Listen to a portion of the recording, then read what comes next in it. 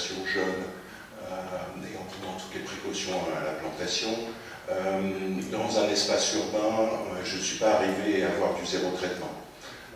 Et donc les pommiers ont plutôt dépéri par maladie dans un espace confiné urbain.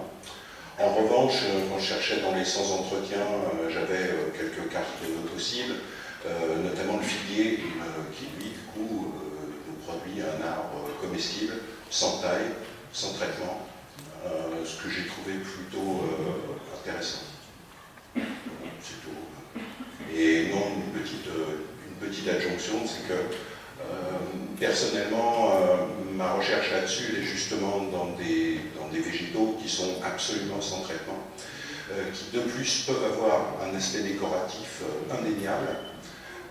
Et voilà, et puis évidemment, oui, pas de traitement, plantation facile, pas de taille.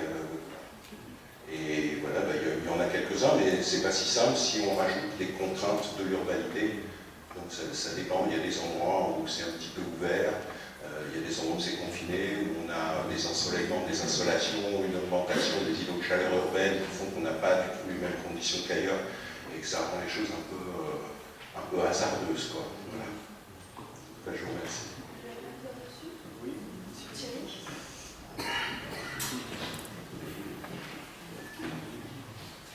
Oui, juste pour dire que c'est vrai que je ne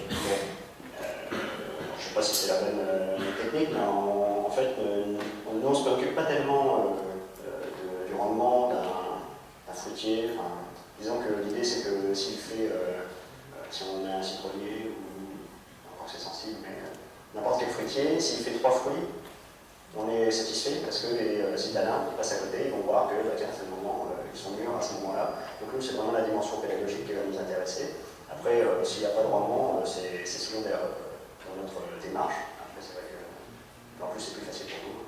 Parce qu'il n'y a pas besoin de trouver les variétés compliquées.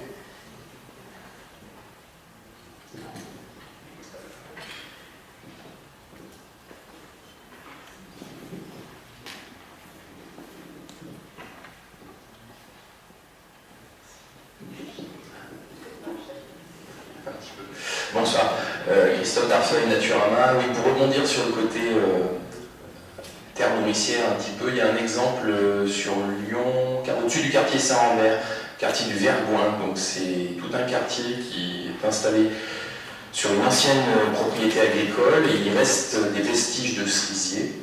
Et donc je vous rejoins effectivement sur le côté accompagnement et pédagogie. Donc ça fonctionne, les cerisiers, d'ailleurs, il y a des anciens cerisiers historiques, on va dire, et puis d'autres ont été replantés. Mais en fait, c'est la MJC qui s'est approprié le projet et qui accompagne les enfants, sans quoi les cerisiers seraient déjà massacrés parce qu'ils grimpent dedans, ils cassent les branches, etc.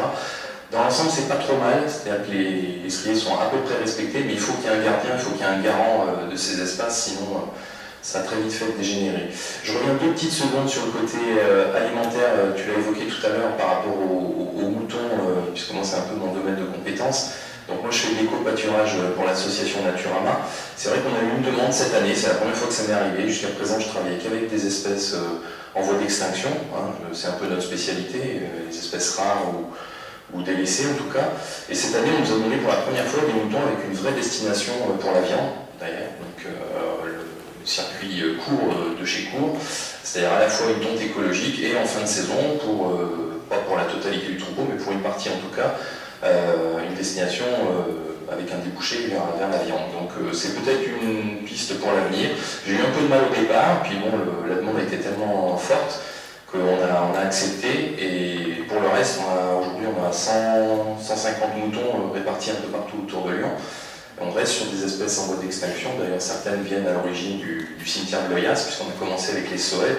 Aujourd'hui on a 3 races avec lesquelles on travaille, on a du Cameroun, on a des moutons de bruyère, et puis donc des moutons charolais pour la viande. Voilà, donc si j'ai vu qu'il y avait des jeunes du lycée, s'il y en a qui sont intéressés pour faire des stages aussi, on accueille des stagiaires sur ces questions d'éco-pâturage, de paysage, etc. Donc n'hésitez pas à nous contacter. Merci.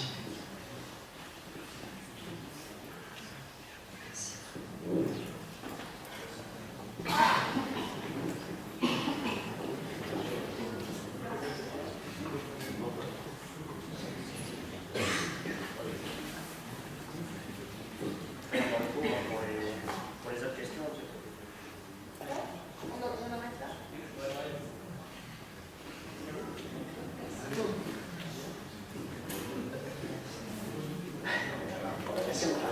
questions, elles sont ouvertes.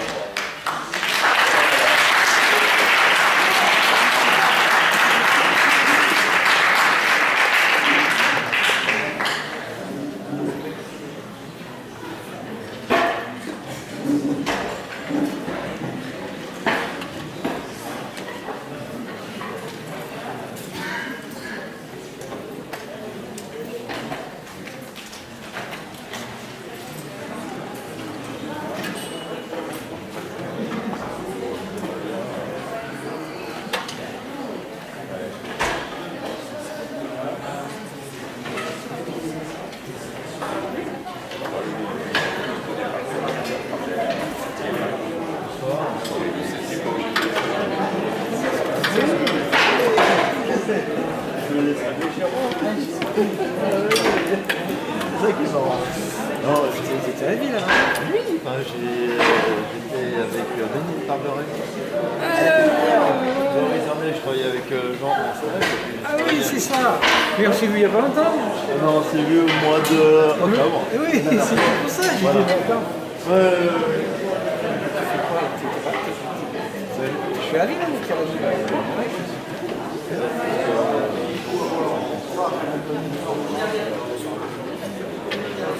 Ah d'accord, t'étais contractuel.